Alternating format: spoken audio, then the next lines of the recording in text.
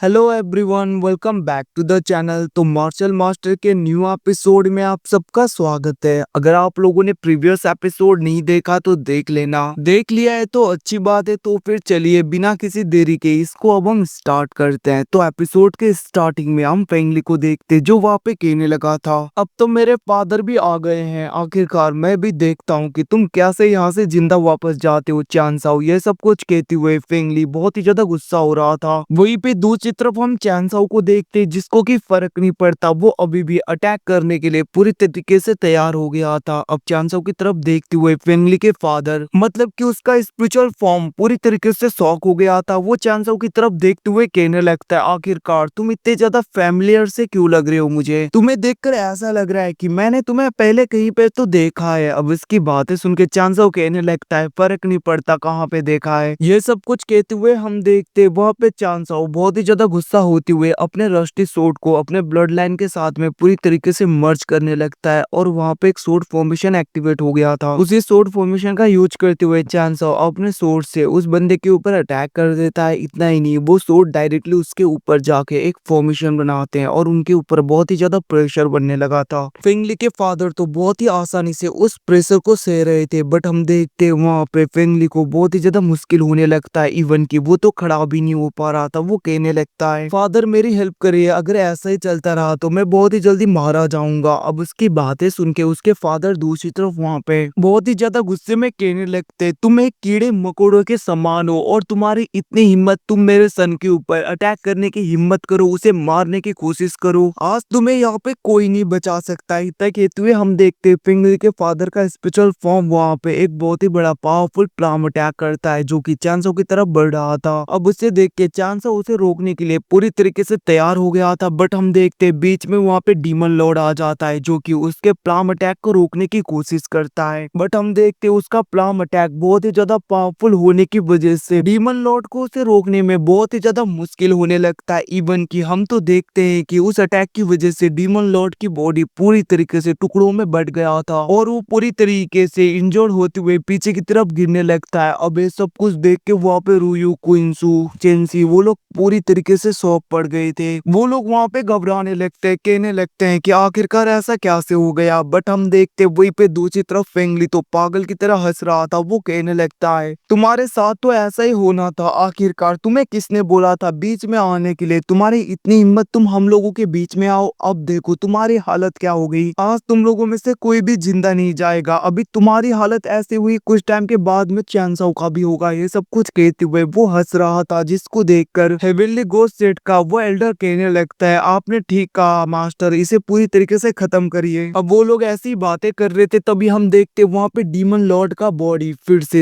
Attach होने लगता है, मतलब कि जितने भी पार्ट उसके टुकड़े हुए थे वो सब यहाँ पे जुड़ने लगे थे। अब ये सब कुछ देख के दूसरी तरफ फेंगली बहुत ही ज्यादा शॉक हो गया था। इवन की हेवनली गोस्ट सेट का वो एल्डर कहने लगते हैं, आखिरकार तुम मरे क्यों नहीं, तुम आखिरकार जिंदा कैसे हो अभी भी, और तुम्हारी ये बॉडी एक दूसरे के साथ में कैसे अटैच हो गया? ये सब कुछ वो बोल रहा था। बट हम देखते डीमन लॉर्ड को फर्क नहीं पड़ता, वो अपने वेपन को बाहर निकालते हुए इधर उधर भाग के डायरेक्टली फेंगली के फादर के स्पिरिचुअल फॉर्म के ऊपर अटैक करने लगा था। दूसरी तरफ फेंगली के फादर का स्पिरिचुअल फॉर्म भी डीमन लॉर्ड के ऊपर अटैक करने की कोशिश करने लगता है। बट हम देखते वहाँ पे डीमन लॉर्ड उसके हर एक अटैक से बचते हुए उसके स्पिरिचुअल फॉर्म के ऊपर अटैक कर रहा था। बट ऐसा वक्त भी आता है जब उसका अटैक डायरेक्टली डीमन लॉर्ड को लग जाता है और हम देखते उसके टुकड़े टुकड़े हो गए थे। अब फिर से उस डीमन की तरफ देखते हुए फेंगली के फादर एकदम से शॉक हो गए थे। वो कहने लगता है, तुम तो एक डीमन हो ना, तो फिर आखिरकार तुम इस जगह पे आए कैसे? मैंने तो सुना था कि प्याओ पैलेस कुछ डीमन के साथ में मिलकर इस जगह पे कुछ ट्रेजर को ढूंढने के लिए आई है, तो फिर आखिरकार तुम यहाँ पे क्या कर रहे हो? अब उसकी बातें सुन के दूसरी तरफ हम देखते डीमन लॉर्ड को फर्क नहीं पड़ता, वो अटैक करने के लिए जाने वाला था। बट हम देखते चांसो उसे रोक देता है और वो सोचने लगता है, इसका मतलब फेंगली के फादर को भी पता है कि प्याओ पैलेस के कुछ लोगों ने यहाँ पे डीमंस के साथ में अले कर लिया है, हाथ मिला लिया है, ताकि वो लोग इस जगह पे उन ट्रेजर्स को ढूंढ सके। क्यों ना मैं इसी मौके का फायदा उठाऊं। ये सब कुछ सोचते हुए हम देखते वहाँ पे चांसो को सोचने लगा था, तभी उसे पता चल जाता है कि प्याओ पैलेस की वो लेडी इनकी तरफ बढ़ रही है। अब इसी मौके का फायदा उठाते हुए चांसो कहने लगता है, प्याओ पैलेस अभी तक तुम लोग बाहर क्यों नहीं आए? हम लोगों को यहाँ पे फेंगली और स्वान युआन एम्पायर के सब लोगों को मारना है, क्योंकि ये राज बाहर नहीं जाना चाहिए कि हम सब लोग यहाँ पे डीमन के साथ में मिलके इस जगह पे आए थे। तुम लोगों को पता है ना पैलेस मास्टर ने क्या कहा था, ये सब कुछ बोलते हुए वहाँ पे चांसो चिल्लाते हुए एक डायरेक्शन की तरफ देख रहा था। अब ये सब कुछ देख के हम देखते वहाँ पे फेंगली के फादर कहने लगते आखिरकार ऐसा कैसे हो सकता है, प्याओमेओ पैलेस मेरे स्वान युआन एम्पायर के लोगों के ऊपर क्यों अटैक करेगा। ये सब कुछ सोचते हुए हम देखते वो उस डायरेक्शन में देख रहे थे, तभी वहाँ पे वही लेडी दिखाई देती है जो कि ये सब कुछ सुन रही थी और वो कहने लगती है क्या ये चांसो पागल हो चुका है, ये मुझे मारना चाहता है क्या, ये तो एम्पर स्वान युआन है। ये सब कुछ कहते हुए हम देखते हैं वो अपने प्याओमेओ पैलेस के सीक्रेट टेक्निक का यूज करते हुए वहां से भागने लगी थी। अब ये सब कुछ देख के दूसरी तरफ वहाँ पे फेंगली के फादर कहने लगते हैं ये टेक्निक तो प्याओमेओ पैलेस को ही सिखाया जाता है, मतलब कि ये टेक्निक तो प्याओमेओ पैलेस के लोगों को ही सिखाया जाता है। आखिरकार ये लेडी ये कैसे जान रही है। ये सब कुछ कहते हुए हम देखते वो कहने लगता है आखिरकार तुम कहाँ पे भाग रही हो। और हम देखते वो एक बहुत ही बड़ा सा पावरफुल प्लाम अटैक करता है जो कि चांसो के साइड से डायरेक्टली उस लेडी की तरफ बढ़ रहा था और उस प्लाम अटैक ने डायरेक्टली उस लेडी को कैद कर दिया था। और हम देखते वो वहाँ पे प्याओमेओ पैलेस की उस लेडी को अपनी तरफ खींचता है, जिसको देखकर वो भागने की कोशिश कर रही थी, बट हम देखते वो उस बैरियर को पूरी तरीके से भेद नहीं पाती, मतलब कि उस बैरियर से भाग नहीं पा रही थी, वो वहीं पे अटकी जा रही थी। हम देखते वहाँ पे फेंगली के फादर अपने पाव का यूज करते हुए बैरियर को पूरी तरीके से छोटा करने लगते हैं, जिसकी वजह से उस लेडी को बहुत ही ज्यादा मुश्किल हो रहा था। तभी हम देखते हैं उसका स्पिरिचुअल गार्ड पूरी तरीके से चमकने लगा था और प्याओमेओ पैलेस की उसकी गार्डियन पूरी तरीके से आगे आ जाती है। और हम देखते वो गुस्से में कहने लगती है आखिरकार किसकी इतनी हिम्मत मेरे प्याओमेओ पैलेस के डिसाइपल को हर्ट करे। अब प्याओमेओ पैलेस का नाम सुन के वहाँ पे फेंगली के फादर कहने लगता है इसका मतलब ये लड़की जरूर प्याओमेओ पैलेस से बिलोंग करती है। और हम देखते वो गुस्से में उसके स्पिरिचुअल फॉर्म के ऊपर अटैक करके, मतलब कि उसके स्पिरिचुअल गार्ड के ऊपर अटैक करके उसे डिस्ट्रॉय कर देता है। और हम देखते वहाँ पे प्याओमेओ पैलेस की वो लेडी भी इंजर्ड होते हुए नीचे गिर गई थी। दूसरी तरफ ये सब कुछ देखते हुए चांसो कहने लगता है मुझे जितनी जल्दी हो सके इसे रोकना होगा या इसे पूरी तरीके से डिस्ट्रॉय करना होगा, वरना ये हमारे लिए बुरा होगा। ये सब कुछ कहते हुए हम देखते वहाँ पे चांसो ब्लड सैक्रिफाइस टेक्निक का यूज करने लगा था, जिसकी वजह से हम देखते वो अपने ब्लड को अपने थंडर एनर्जी को अपने रस्टी सोर्ड के साथ में पूरी तरीके से मर्ज कर देता है, जिसकी वजह से उस सोर्ड की एनर्जी बहुत ही ज्यादा बढ़ जाती है, जिसको देखकर चांसो कहने लगता है मेरे पास में ये आखिरी रास्ता है, ऐसे ही मुझे इसे पूरी तरीके से डिस्ट्रॉय करना होगा। ये सब कुछ सोचते हुए चांसो अपने सोर्ड को अपने हाथों में पकड़ लेता है। और गाइस इसी सीन के साथ में एपिसोड खत्म होता है। Thanks for watching, bye bye, see you again, मिलते हैं अगले एपिसोड में। तब तक के लिए अपना ख्याल रखना, चैनल पे नए हो तो सब्सक्राइब करके बेल आइकन ऑल पे सेट करना ताकि ऐसे एपिसोड आपको देखने को मिले।